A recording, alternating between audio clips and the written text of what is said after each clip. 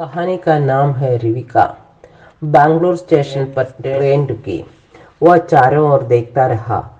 फर्श पर झाड़ू दे रही थी औरत। दूसरे प्लेटफॉर्म पर ट्रेन आई थी। उसमें ज्यादातर हज जाने वाले यात्री थे। उसे याद आया वो युवक।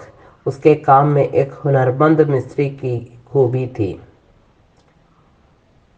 मैंने उससे कहा भी, एक बार गल्फ कंट्री घूम आओ। चाहता तो हूं, पर परवर छोड़ो, पासपोर्ट बनाओ और देखाओ कुवैत, जहां गुंबद बनाने वाले मिस्त्री कम है। तू कारीगर है। तेरी शादी हुई है? नहीं। तो पक्का इरादा कर। बातें और चेहरा सब भूल गया था। जैसे मैं बैंगलोर में एक कंधे पर बैग, दूसरे कंधे पर अटैची लिए इंतजार कर रहा हूँ विवेक, ऋचा और रिविका का, वैसे ही उस दिन दरवाजे पर स्कूटर रुका था। लंबा चेहरा, एक कंधे में झूल रहा था कैमरा, दूसरे कंधे पर चमड़े का बैग। वह खुद चमड़े का कोट पहने था। कहो, किससे मिलना है? आपसे मिलने सीधे एयरपोर्ट से आया हो। नूर हो, आपने मेरी कद्र की थी। वहाँ कुवैत में आप बार बार याद आए थे। वहाँ ट्रा ट्रांजिस्टर और कैमरा आपका ये ट्रांजिस्टर और कमरा आपका है। हज करते यात्रियों के बीच उसे जाते कितने हुनरमंद युवक नजर आए। एक लड़की पतली दुबली, भरा बदन, चमकती आंखें इधर उधर देख रही थी। वह आगे बढ़ा। ऋचा है। आप किसी को खोज रहे हैं? हाँ, मेरा दोस्त था नूर। उसकी याद आ गई। सोचा उसकी बेगम या बेटी होगी। मैं ईमान हूँ। ये मेरी बेटी है अफसाना। मेरे बाबा हज करने जा रहे हैं। बहुत खुशी हुई। ऐसे ही नूर से मिलकर खुशी हुई थी। बेहद खुश था उस दिन। वह लोग चले गए। स्टेशन खाली हो गया। तभी आए लंबे कद के विकास, हसमुख रुजा और उसकी उंगली पकड़े घुंघराले बालों वाली रिविका। तभी रुजा ने बताया, मेरे नाम का री है, वी विकास का है रिविका। मैंने बर्लिन की एक नदी का नाम लिया था। आगे बढ़कर रिविका को उठाना चाहा, पर वह छुई मुई सी मम्मी की जान से चिपक गई। उसने कहा, प्रेम धीरे धीरे बढ़ता है, चांद सा बढ़ता है। बेटी प्यारी हंसी हंसती रही। उसे याद आया 1967 में वह ऊर्जा की उम्र का था। कंधे पर वह छोला लटक रहा था। दूर तक खेल का मैदान था। बैंगलोर स्टेशन पर तभी वह दौड़ती हुई आई। कोथाई जापेन, कहाँ जाएंगे? मैं कुछ कहूँ इससे पहले ही उसकी माँ अर्पिता ने उसका हाथ पकड़ा। उसने कंधे से छोला छीन कर अपने कंधे पर लटका लिया। आमी खुमकट लचिक लागेची। अब मैं खुमकट लिखती हूँ। वो अपने समय का महात्मा गांधी मार्ग, लाल बाग, चंदन की लकड़ी का बना विधानसभा भवन और महर्षि रमन का आश्रम और एरोनॉटिक का कारखाना खोजता रहा। कर्नाटक के अखबार की ताज़ा खबर देती देखी है, भाजपा सरकार संकट में है। रजा ने उसे बताया, 3 साल से हैं हम लोग यहाँ बैंगलोर में। पास में है एयरपोर्ट। अक्सर छत से उड़ते हुए जहाज रिविका को दिखाती हूँ। अब यहाँ कम जहाज आते हैं। बड़ा एयरपोर्ट बैंगलोर में बन रहा है। पहले पूना के विकास आए, फिर बैंगलोर में मैं और बेटी। प्लेटफॉर्म से कार पार्क तक वह चौकन्ना रहा। एक एक चीज को जब्त कर रहा था। कार खड़ी थी। कार बड़ी थी। कारों की लंबी लाइन में रुकी थी कार। तभी एक लाल शर्ट पहने कार पार्क का कर्मचारी आया। आपने दूसरी कार में चोट मारी है? नहीं भाई, मैंने तो अभी कार चलाई भी नहीं है। पहले एक आदमी काला कोट पहने आया। उसके हाथ में थी चालान बुक। दूसरा फ्लाइट हैट फ्लैट हैट पहने था। सबने विकास को घेर लिया। रुजा ने कहा, इसीलिए विकास के कहने पर भी मैं बैंगलोर में कार नहीं चलाई। अब 500 रुपये लेकर मानेंगे ये लोग। तभी लाल कार मालिक भी आ गया। विकास ने कहा, यह है मेरा क्रेडिट कार्ड का नंबर, आप मुझसे बता कर ले। उसने कहा, छोड़े, ये बेंगलुरु का तरीका है, पहले धमकाते हैं फिर क्या? उसने कन्नड़ फिर अंग्रेजी में कहा, आप चालान काट दे, उससे पहले अपना नाम बताए, यह मेरी कार की के कागजात। एक एक कर कार पार्क के कर्मचारी चले गए। विकास ने कार चलाई। कार बाहर निकली। लंबी सड़क पर दौड़ लगा रही कार एक लाइन से दूसरी लाइन पर दौड़ती रही। उसने देखा, हर बड़ी बिल्डिंग पर कन्नड़ में लिखा है कंपनी का नाम। कहीं कन्नड़ और अंग्रेजी में बैंक या कंपनी के नाम चमक रहे हैं। रजा की गोद में बैठी रिविका, उसकी गोद में थी उसकी डॉल।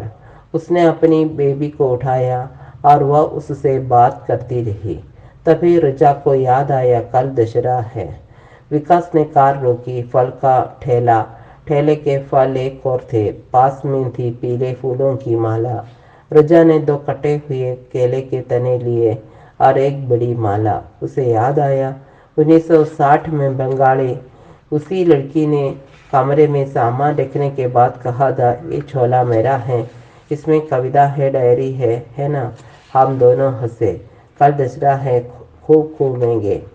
अचानक वह बंगाली परिवार और उनके साथ का दशहरा याद आया अर्जा और विकास का पूना का घर। नीचे सजा समरा ड्राइंग रूम, सीढ़ियों पर लटकते खंडे।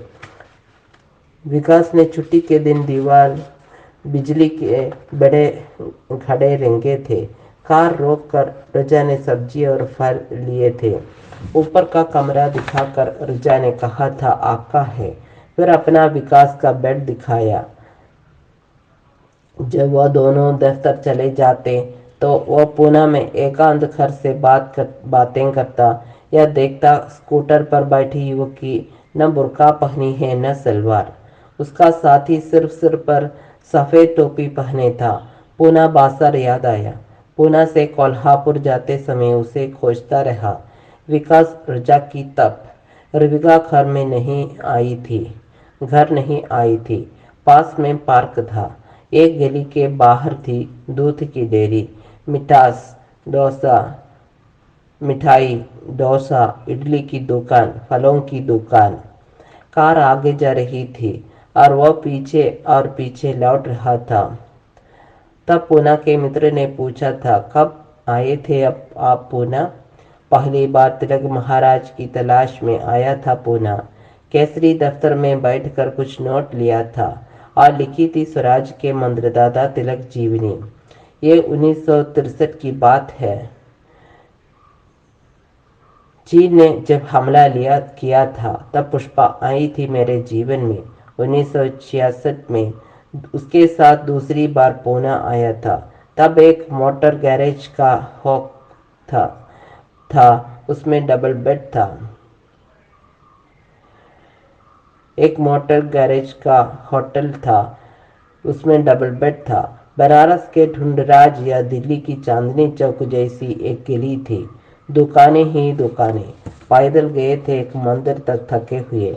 120 सीट थी। पुष्पा ने कहा, मैं नीचे से हाथ जोड़ रही हूँ, आप ऊपर जाकर पूना का नज़ारा देख आए। कार चल रही थी। आगे थे उसके साथी और आयकर आयुक्त उसकी पत्नी। मैं कभी पीछे घूम आता, कभी आगे देखता। तभी एक होटल के पास ड्राइवर ने कार पार्क की। अंदर बैठा थे मेज कुर्सी पर खाना पूछा। मित्र ने ऑर्डर दिया। इस बार बेंगलुरु में वह था ड्राइवर रहा था विकास, जिसने नेट से माँ बाप बहन भाभी से बातें की थी। उनकी फोटो देख रहा था और बातें सुन रहा था। ये नया अनुभव था। रिविका ने हाथ जोड़कर दादी से कहा, कब आ रही हो दादी? जल्द आऊंगी बेटी। विकास से मिलकर अभी 13 अक्टूबर को बेंगलुरु से गए हैं माँ बाप। रजा ने कहा, एक बार दूर तक चले गए हैं, रास्ता भूल गए। मोबाइल पर पूछा, कहाँ हो? फिर मैं और विकास कार से वहां गए। एयरपोर्ट की लंबी दीवार थी। अशोका एवेन्यू के सामने दूसरी दीवार थी। बीच में तेज कार, स्कूटर, ऑटो की आवाजाही थी। दोनों घबराए हुए थे बेंगलुरु की सभ्यता से। विकास की कार में आज पंचर हो गया था। वह तैयार होने के बावजूद दफ्तर नहीं जा सका। उसने रिविका का हाथ पकड़ा, चलो टॉफी खरीद ले। वह हर घर के आगे रुककर कुछ बताती। वो पूछता, दाएं चलूं या बाएं? वह अपने बेतरतीब उड़ते बालों को आंखों से पीछे मोड़ती और छोटी छोटी चंचल आंखों से कहती, बाएं। दुकानें अभी बंद थी। एक मोड़ की दुकान में सब्जी थी, केला लटक रहा था। टॉफी है? उसने कई बड़ी टॉफियां रख दी। रिविका की चंचल आंखें और बड़ी हो गई। उसने सभी टोपियां अपनी छोटी हथेली में उठा ली। उसने कहा, पॉलिथीन में डाल दे, कुछ छोटी टॉफी भी दे दे। कितनी? 6। रिविका चाहती थी यहीं से शुरू कर दे टॉफी का स्वाद। उसने सब्जी ली, बोड़ा, टमाटर और दूसरी गिली से चल पड़ा। पता चला ये सारी लेन मेन रोड तक जाती है। काफी लंबी कार यात्रा के बाद उस दिन पहुंचे थे रविंद्र गीतांजलि तक। यहाँ कारें जाम थी सड़क पर। पेड़ों पर हरे बल्बों की चादर लिपटी थी। बीच बीच में थी पीले झालर के अमलताल के फूलों की चादर। विकास ने कारों के बीच एक जगह तलाश की। कार पार करके चले। सिल्क के कुर्ते में सजे बंगाली नजर आए। कोई छींटदार कुर्ता पहने था, कोई गाढ़े रंग का। वह खुद शांति निकेतन का कटा हुआ कुर्ता पहने था। कोल्हापुर की चप्पल पैर में थी।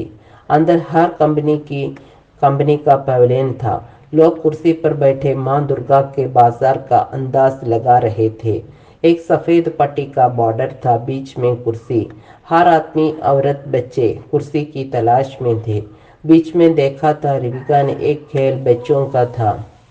प्रजा विकास वहीं रुके भी थे। बड़े लड़के उछल रहे थे, फिसल रहे थे। अभी उन बच्चों के साथ रिविका जाने से डर रही थी, पर दिल उसका वहीं अटका था।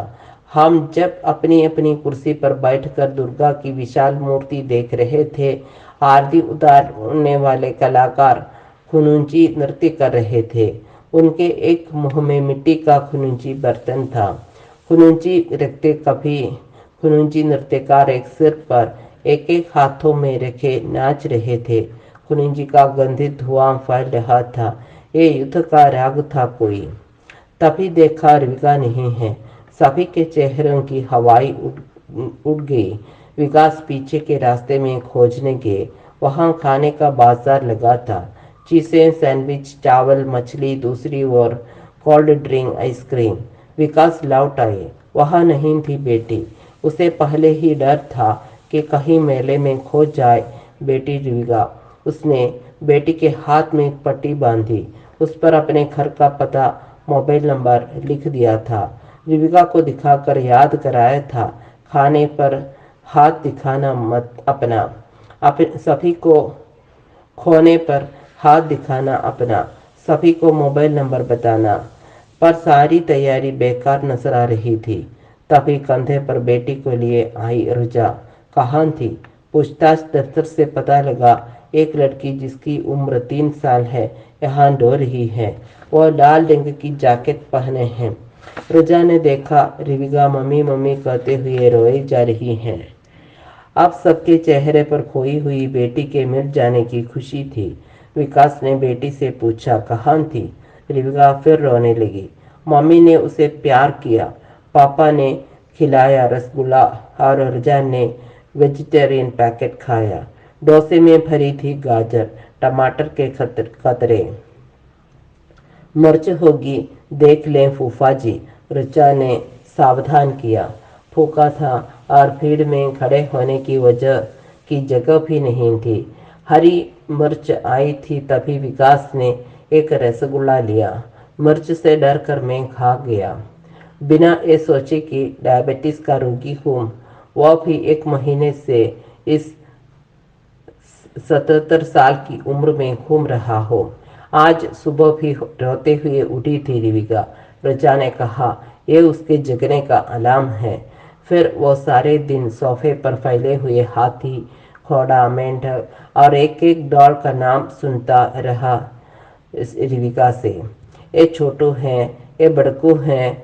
फिर भूल गई अपने प्रहसन का पार्ट और रोने लगी। क्या है? रजा ने पूछा। स्कूल नहीं जाएंगे।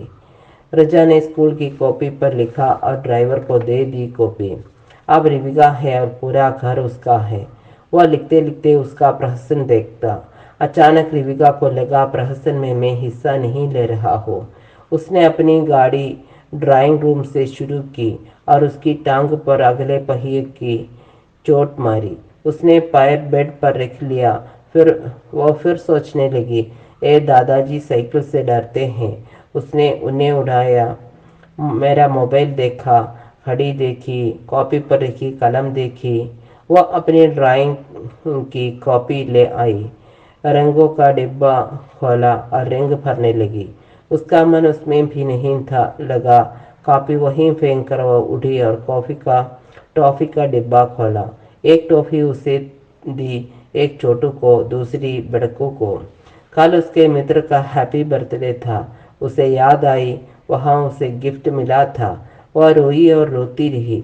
राखी आया है। रिविका उसके बहुत करीब है। राखी ने गिफ्ट का चमकीला कागज खोला।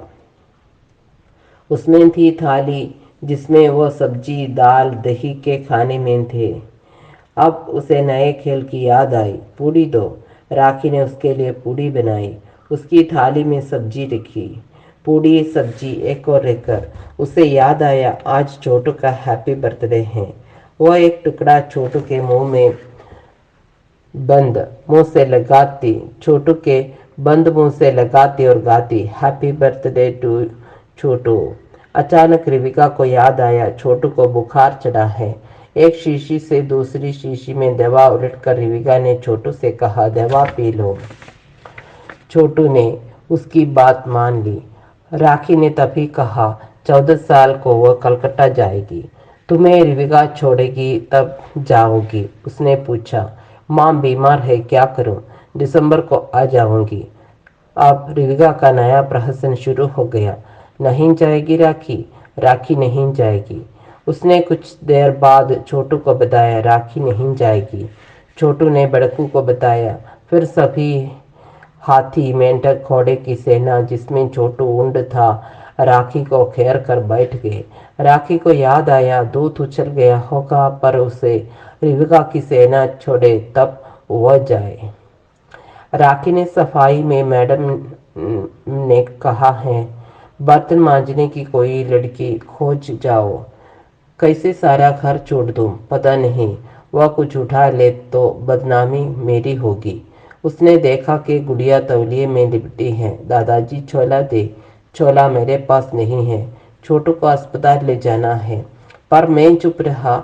वह अब ये रोएगी, मुंह से कई तरह का राग फूटेगा। एक वह कान बंद करेगा। वह आकर कान पर रखा हाथ खींच लेती है। राखी ने तभी उसकी दुकान की बोतल में दूध डाला, गोदी में उसे लिटाया। वह दूध पीते हुए सो गई। घर का पूरा साय साय करने लगा। उसे याद आया कल इसी तरह वह बैंगलोर से ट्रेन पर रहेगा।